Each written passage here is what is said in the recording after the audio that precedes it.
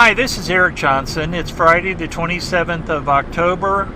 I am heading south from Rock Springs, Wyoming to Vermillion Falls, Vermillion Creek, Colorado, and Moffat County. My theory is multifaceted. Number one, this whole trip is based on the fact that the Blaze is a medicine wheel on Vermillion Creek, which is a tributary of, or rather it's not a tributary of, it's a creek that feeds into the Green River. A guy named Trapper Brown back in the 1800s, who lived in Brown Hole, was supposed to have had a home, a cabin, whatever you want to call it, right at the confluence, as it said, of the Green River and Vermillion Creek, hence home of Brown. Now, as usual with this whole friggin' thing, there's all these different aspects to everything. Trapper Brown was not necessarily his real name. He had some French name that I don't bother to remember or bring up. I don't remember what his name was, but somehow his name became Brown. But anyway, he's like an iconic figure there in Brown's Hole. Then there was another Brown, but anyway, this is like the iconic home of Brown in Brown's Hole, Colorado. So, my theory is very simple. The Flaming Gorge is the warm waters where warm waters halt. The Flaming Gorge, of course, does not have warm waters. The Flaming Gorge is just named the Flaming Gorge because a guy saw the sun on it and it looked like it was glowing, and he says it looks like a flaming gorge. Hence the name Flaming Gorge. Now, it has water and it has a dam in it. The dam is 20 miles away from the Flaming Gorge. People have thought the Flaming Gorge, because of its name, not the fact that there's warm water there, was in fact where warm waters halt. They also have this notion that the dam is creates a binary system of cold and warm water, and so it's like the warm water halts and turns into cold water, I guess, when the dam lets out water. I don't even know about that. But a lot of people have thought Flaming Gorge was it, but then Fenn came out in a quote and said, warm waters halt is not related to any dam. Now, the way I read that is he's simply saying warm waters halt is not related to any dam. Right? That's all he said. It's as simple as can be. So that means nothing to me as far as discounting the Flaming Gorge. He's just saying ignore the dam. That has nothing to do with anything. So I said, okay, I'm gonna stick with warm waters halt as a Flaming Gorge, which of course goes right then converts to the Green River, which, if you want to keep up with that metaphor of the temperatures, is then cooler. It's green.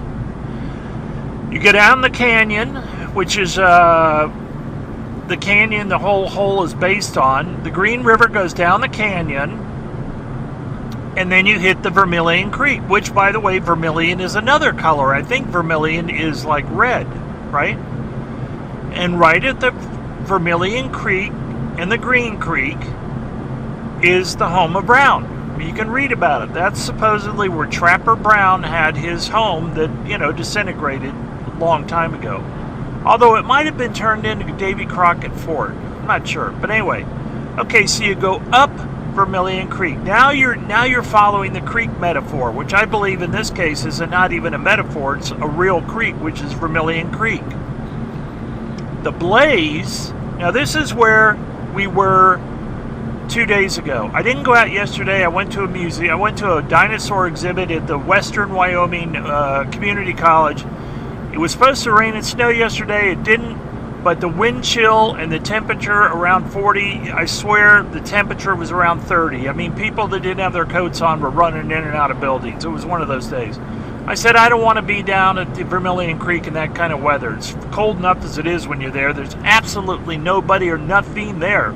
Plenty of animals scatting tracks, but I think I saw these two birds that were hanging around all day, and they were the only ones who even seemed to be there. So, back to my premise. There is a medicine wheel on Vermillion Creek. The medicine wheel represents many things. It represents the birth and death of man. So you have birth, because you're looking at a circle with two lines intersecting, like a cross in the middle of a circle. It's a very iconic for mankind. It's a very iconic symbol, the circle with a cross in it. So anyway, for the Shoshone Indians, what the medicine wheel represents is it's circular. It's 28.5 feet wide in diameter. The diameter is 28.5 feet. And it represents, and I thought all this was fascinating. If you look at the points where the two intersecting points hit around, you have 4 points that hit around the circle. That's birth, youth, old age, death. The medicine wheel also used was to watch the sun throughout the year, and when the sun got to a certain point where it cast a certain shadow, that told them when to plant. I think it was like it told them to plant 2 weeks hence. I'm not sure what that meant with the 2 weeks, but maybe they had to prepare something. The part that really got to me, and I say in the first day I was down there, it was really sad to me, and it still is. It's quite profoundly sad to me. Is that what the medicine wheel also represented was the circular shape of the teepee at the base. And then within the circular teepee, they would also have a circular hearth, a circular fire in the middle of the teepee. So you could say that the medicine wheel represented a blaze. If you know anything about medicine wheels, if you are wise and have found the blaze. In other words, because the medicine wheel, of course, was symbolic. It had all these things to do with, the Indians, it was sacred. They would go there and, do whatever Indians do. And you know me by now. When I say things like that, I'm not being dismissive. I think mankind, I think we're all the same, and we're all bad, and we're all good. You know what I mean? I think it's very easy to try to label us as anything, but we're not. We're just everything. So, the sad thing about about the whole Indian situation was that a technologically superior race, the Europeans, came in and basically almost drove them into extinction.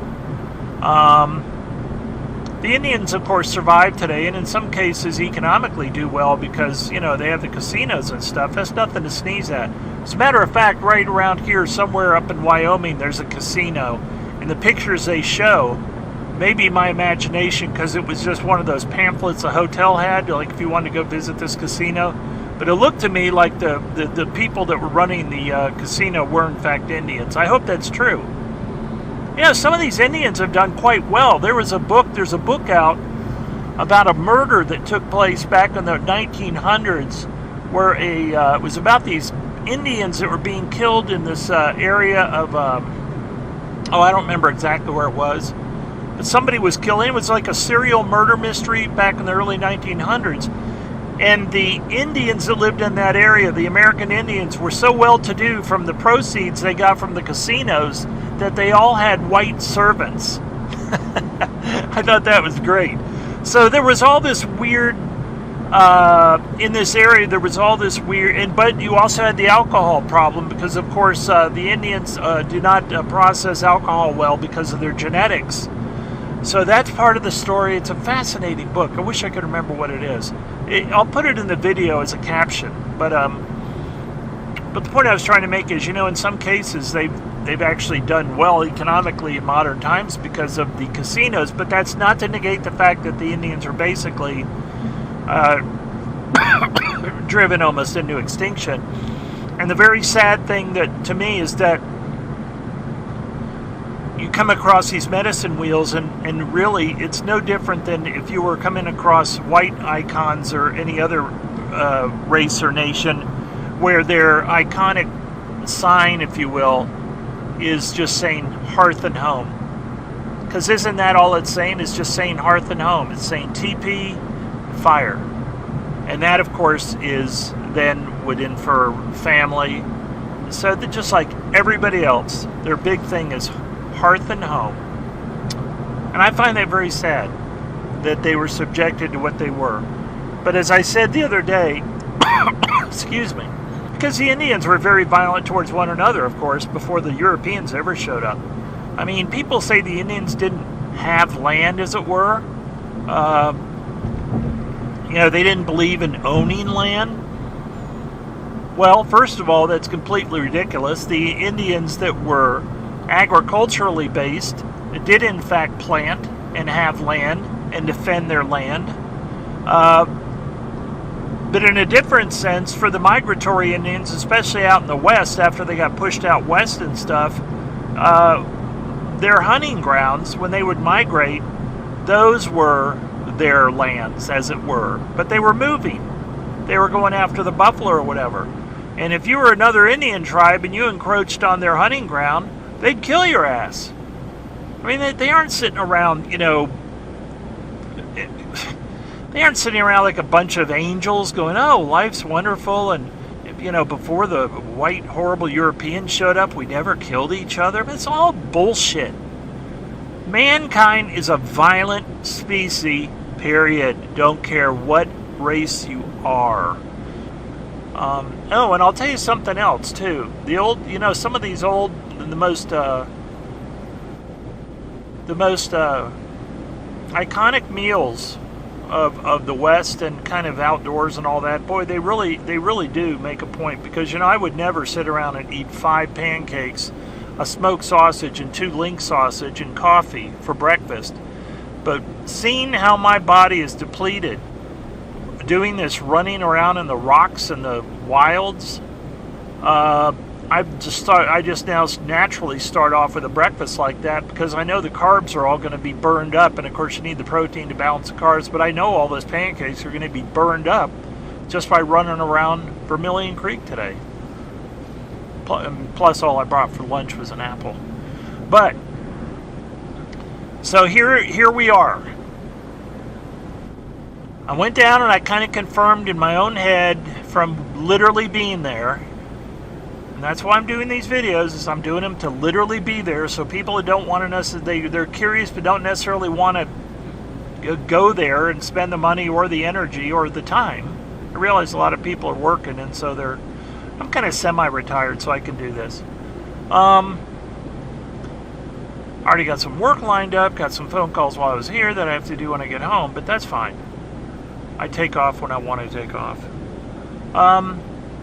So today, isn't that cool, that thing way out to the right? That, when I first saw it, I thought it was a house. See that big brown thing sticking up? When I came down the first day, I thought it was a house. It's not a house.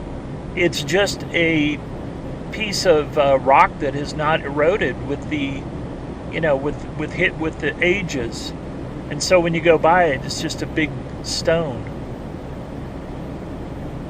And the thing about having this mindset with the confirmation biases that I've talked about, first thing I said the first day was, maybe that's the blaze. Because, the blaze can simply be something that just gets your attention and stands out. And that does. But of course it has nothing to do with the clues in the poem. At least the clues I have this time are more like Fenn said. You're supposed to start out, and you're supposed to follow the clues, and you're supposed to follow them to the end. Like he said, you ought to know where the blaze is before you even start out. Well, that's what I did. I said, okay, I know the medicine wheel is the blaze. The medicine wheel you can see on Google Earth, even though it's only 28.5 feet wide. It is, you can see it on Google Earth, right on the creek. Yeah, that thing is cool. But anyway, and of course I looked all around under the rocks, and there were all these rock places that were just, really, I mean,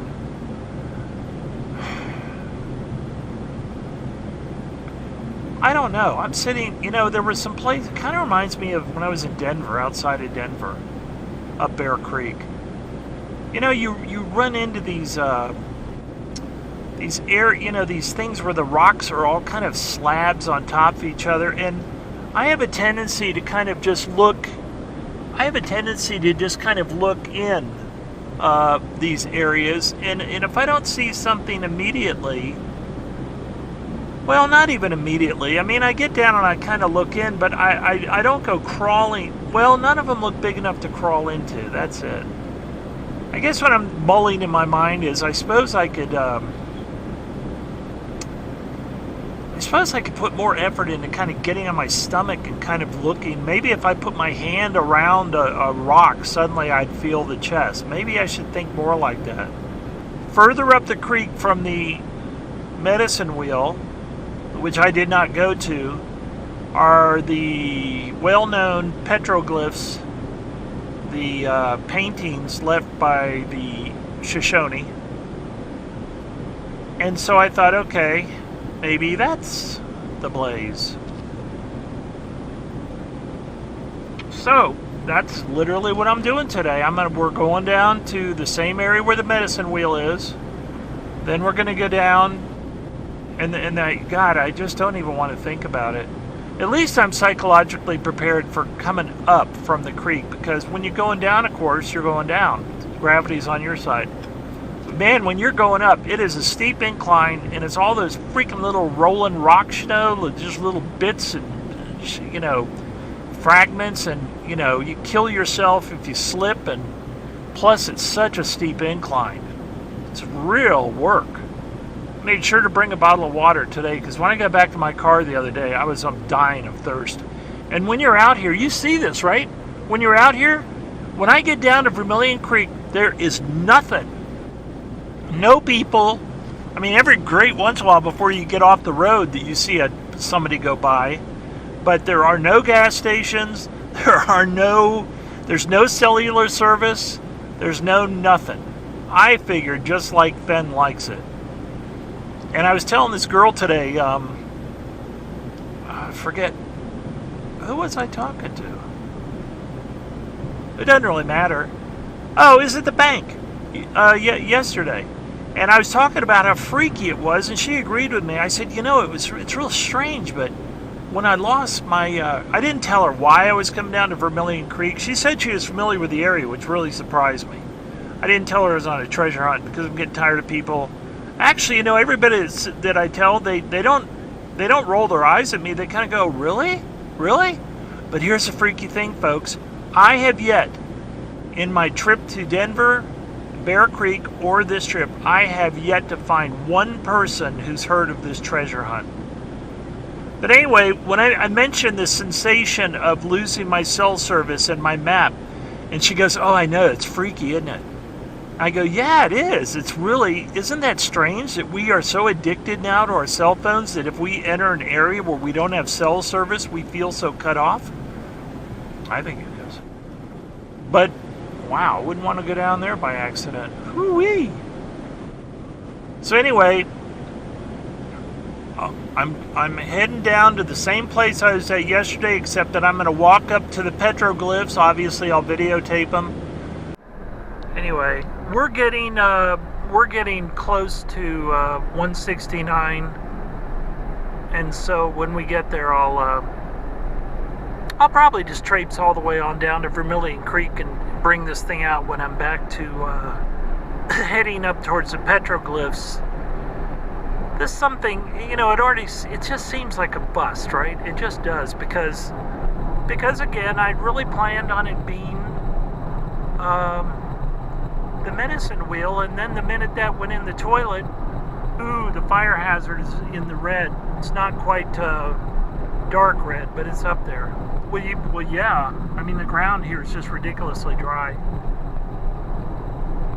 So, I'm just not optimistic the petroglyphs are going to have anything to do with it.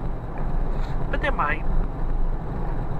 But then after this, I don't know. I'm just really, it's kind of busted. I don't know. I mean, the Denver thing with Homo Molly Brown kind of seemed, 50-50. I didn't know.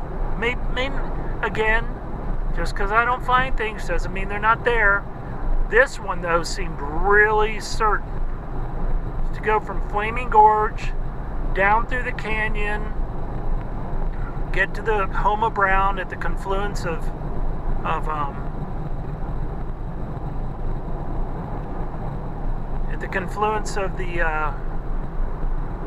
Vermillion Creek and the Green River, and then go up the creek, and then, supposedly see the blaze, which is the medicine wheel, but then the treasure, I didn't see it there. And now today I'm trying for the petroglyphs, which are a little further up, and hoping that the first time I see them, I look down and find the treasure.